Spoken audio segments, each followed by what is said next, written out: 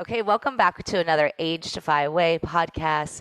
Today, I am talking to longtime student and friend Melissa, who lives in Canada. Melissa and I first met each other in Denver, and she moved to Canada. I moved to Missouri, and through all the miles, we are still together. And that is why I'm so excited to talk all things AgeDEFY with Melissa today. So, hi, Melissa.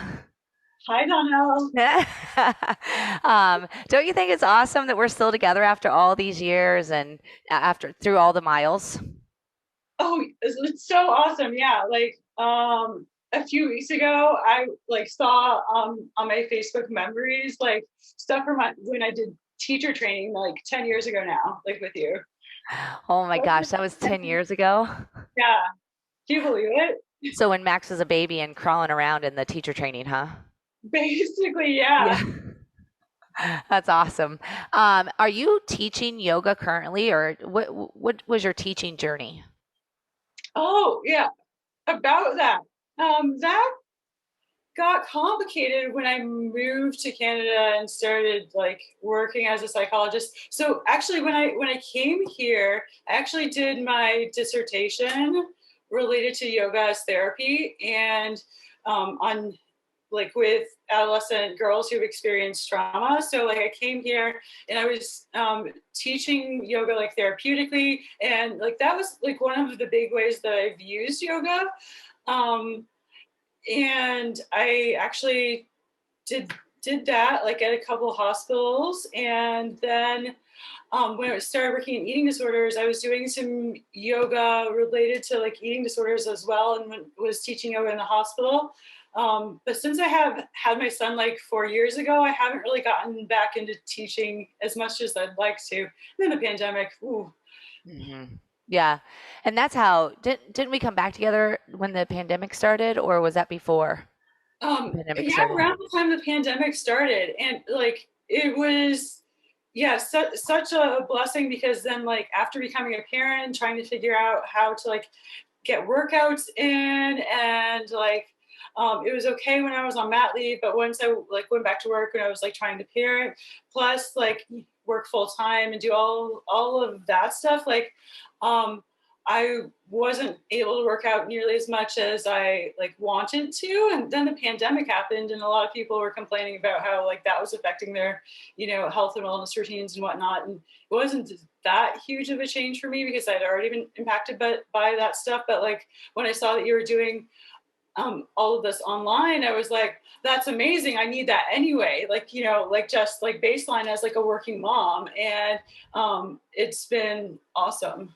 Yeah, I love that, in a way that the pandemic and, our your life changed and you came back to me because we practiced for what? How many years together did we do yoga together in Denver?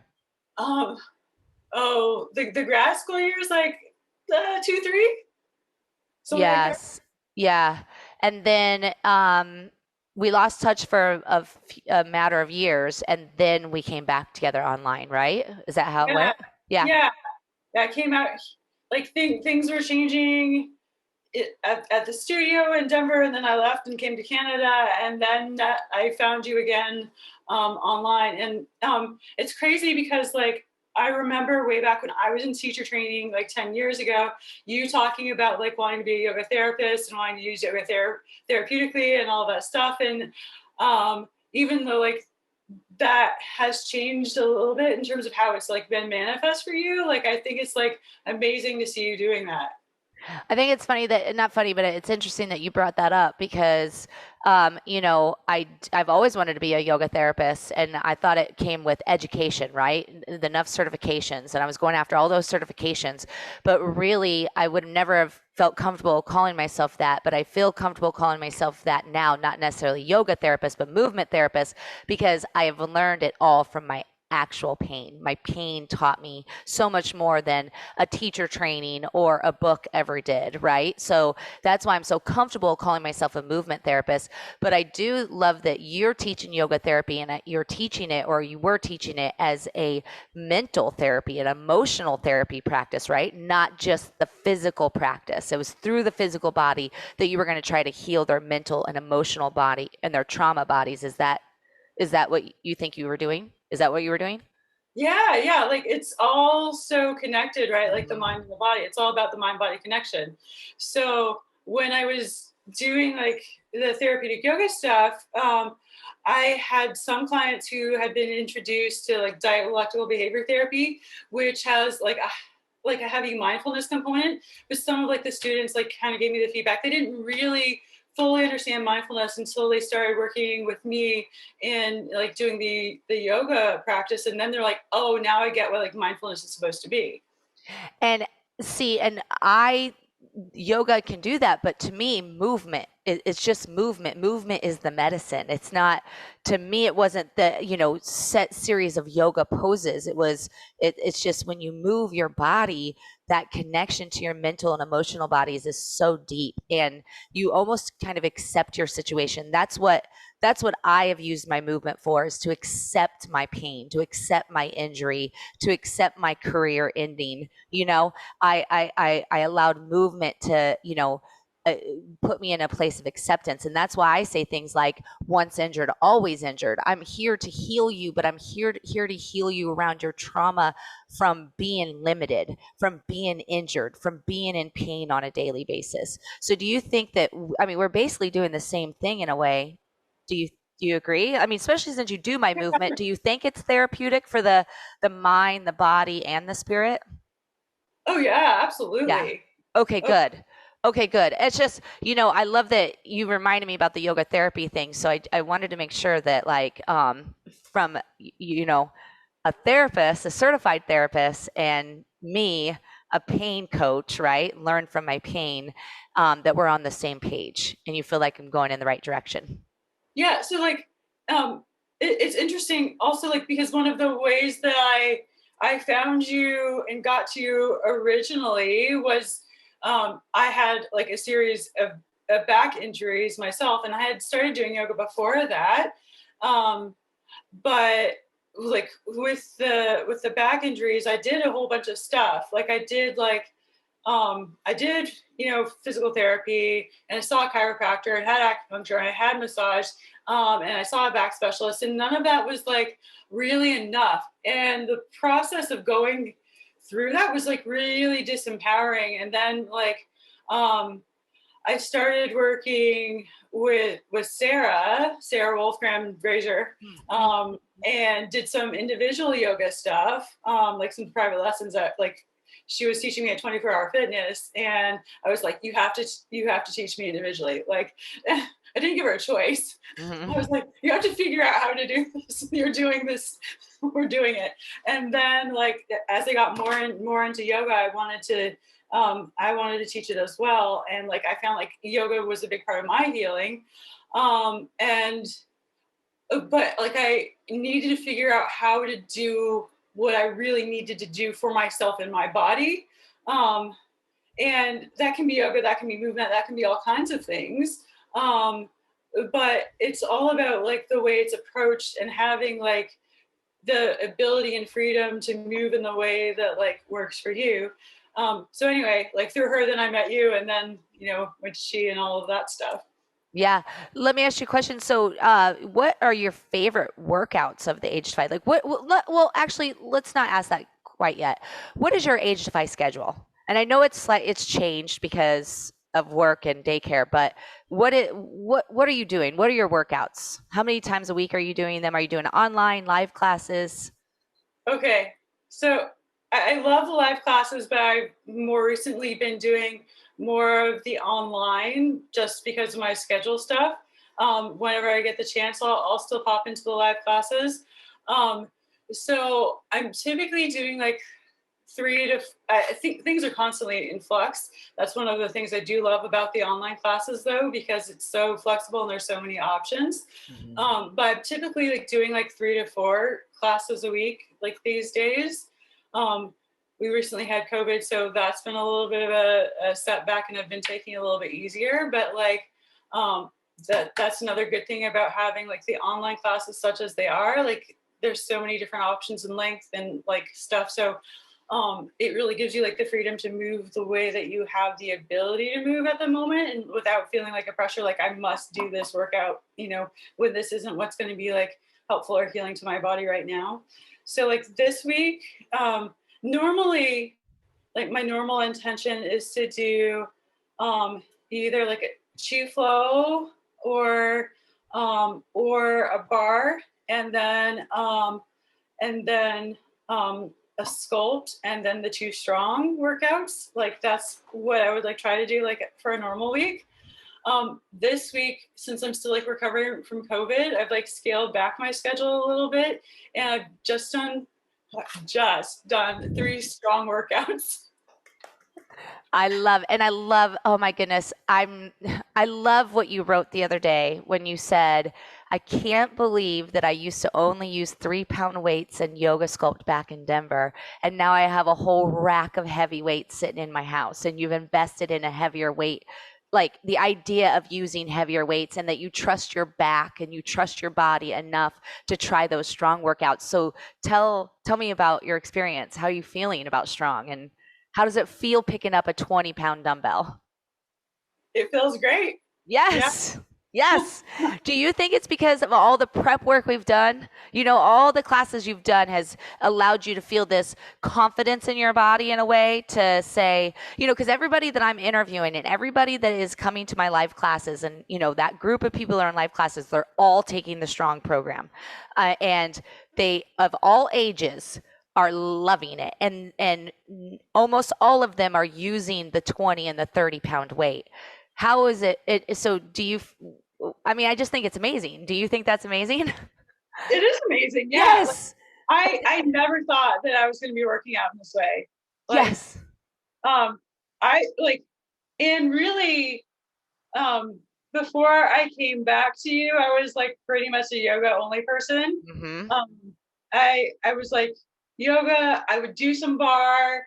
Um, I'd done some Zumba, but that was, like pretty much it. Like I started doing more intense yoga, so I think that like prepared me for doing some of this stuff. But I think it's a combination of two things. Like um, being a mom has made me realize I need to be strong and that I am strong, and I want to keep like training so that I can continue to be strong.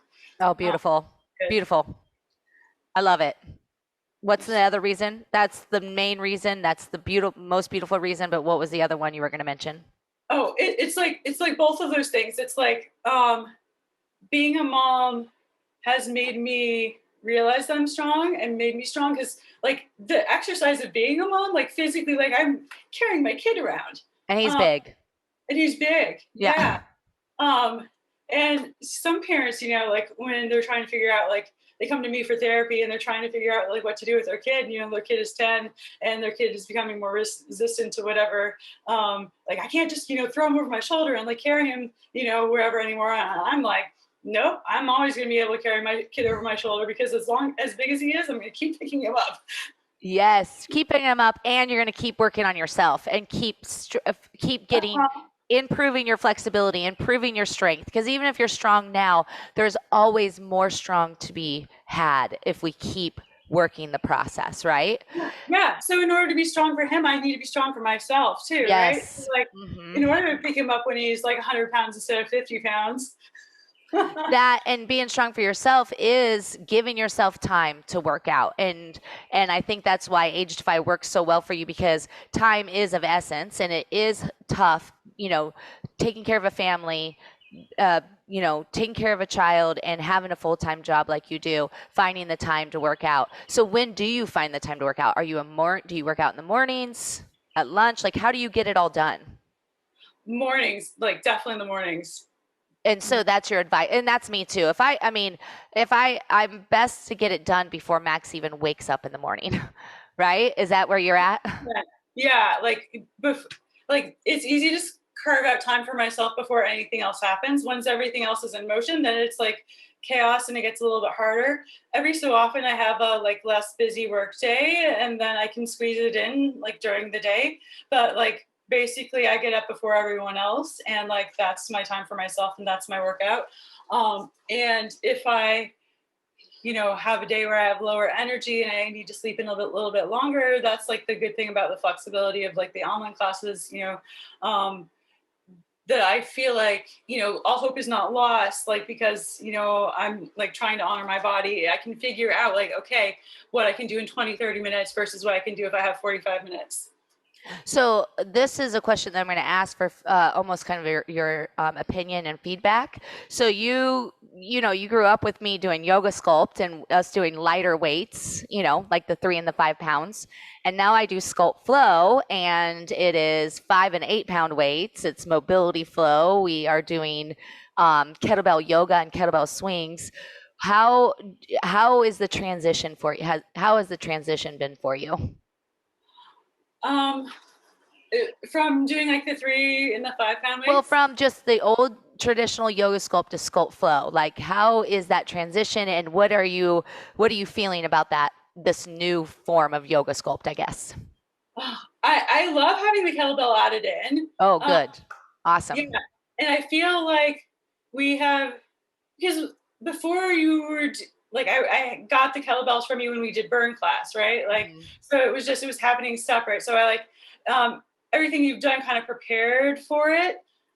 Now it's funny because when I first came back to doing your classes online, the very first class I took with you was sculpts, and I was like, oh my god, like my memories of school back in Denver were like just like, oh my god. Yeah. Yeah. But What am I signing up for? And it was like also like school with Bruce Lee abs too. And when I saw yeah. that now, I was like, am I really gonna do this to myself? But you are, and now look at you. How long we've been together for what now, 2 years again? Are you online with me around 2 years? Pandemic time is weird. Right? I know. I think it's been over a year, no matter what, right? It's Yeah. definitely been over a year. So, you, the classes that you've struggled with, aren't you can you say that maybe you're so happy that you stuck with them, even if you struggled with them? Because right now, you're doing strong. I mean, you're doing strong because of all you've done in the past with me, I feel like.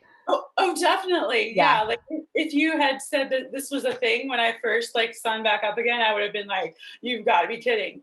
And even when I started like trying to get myself to do more of the offline workouts, I initially thought the only way I was going to do sculpt, the only way I was going to do burn was if you were standing there watching me, because otherwise I would like be like, no, I'm out. hmm But Because like you're back, right? Because you're strong, back. all of that. No, no, I just like, I am not into cardio. Oh, oh, motivation then is what you're saying. You like it when I'm there because then I motivate you to move. You're held accountable a little bit, right? You're part of it. But on video, you could stop yourself. It's easy to stop yourself. It's easy to stop myself. And when we did like that first challenge, like last June or July when you were moving, I was like, when I did the live classes, I was like into it. I like, like you kept going, whatever. But when I started trying to do it on video, I also kind of simultaneously went up on weights. I'm not going to lie, that made it more challenging.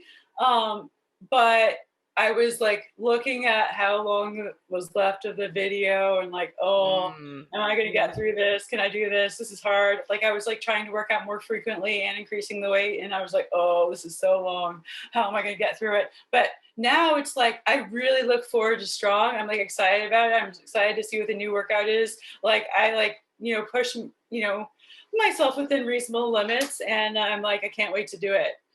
Oh, that's so good. I'm gonna shoot. I already did strong 7, but the sound doesn't sound great, so I'm gonna do strong 7 over after this podcast interview. So I'll have that out today or tomorrow morning. Um, so let's see here. If you this podcast is really more for people who I think it's hard to come into the AgeDEFY community because, like with yoga, you kind of know what yoga is, right? With bar, if you know bar workouts, you kind of know what bar is. But when you come to AgeDEFY, the workouts, even though they they say kind of the same, like bar flow, it's totally a different experience. And I think people will put on a video and be like, wait, what is this? So I wanted to do this podcast and have these conversations with my members. And I wanted you to tell them, what would you do? What is how would you guide a beginner to get started with me? Like, what would you suggest for them to do if they have never met me before, but they've been watching me on TikTok and they're like, I want to move like her one day? What would you tell them to do? How would you tell them to get started? Okay. Well, I think it kind of like it depends for everyone. It depends like what their background is and like what experience they're coming in with.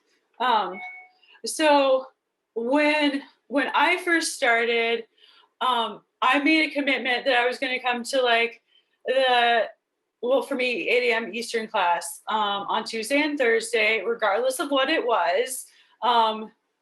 Like I was going to do that class like Tuesday, Thursday, and like you mixed it up on the schedule, and I was like, I'm going to do it regardless of what it says it is. I'm just going to show up on Tuesday and Thursday like every week regardless, and like that's what I committed to do.